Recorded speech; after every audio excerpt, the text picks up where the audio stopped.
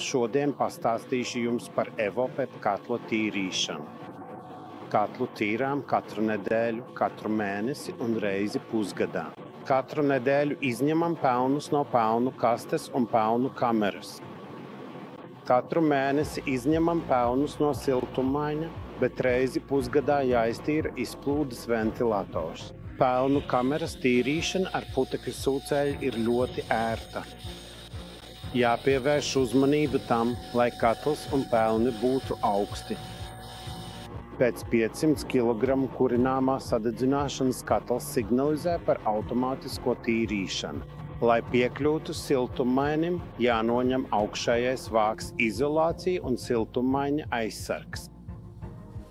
Lai tīrīšana būtu pilnībā un efektīvi veikta, no katra kanāla ir nepieciešams izņemt visus virpuļotājus.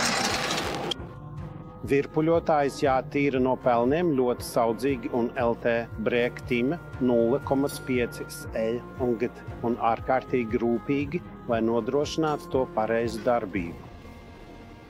Pēc iztīrīšanas virpuļotājus uzstādām atpakaļ katlā apgrieztā secībā.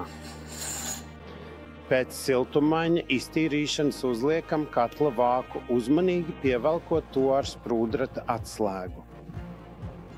Uzliekam izolāciju, pārbaudām, vai tā labi pieguļ un aizveram katla vāku.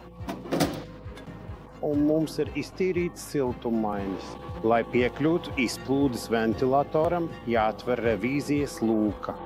Ir divas revīzijas lūkas, pa labi vai pa kreisi. Ventilatora kamerā atrodas dūmgāzu temperatūras sensors. Dūmgāzu temperatūras sensors ir svarīga sastāvdaļa, kas uzrauga sadegšanas procesu.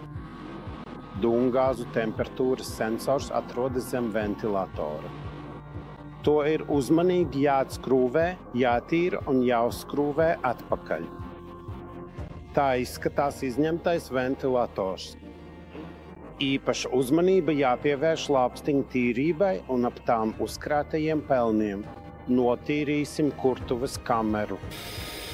Pēc rūpīgas kurtuves kameras un degļa iztīrīšanas mēs atkal saliekam degli un aizveram to, sagatavojot turpmākam darbam.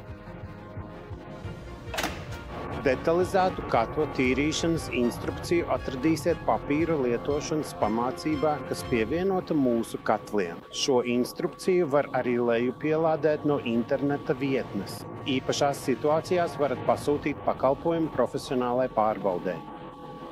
Maksa piemērota cenrādi. Abonējiet mūsu kanālu, gaidiet video.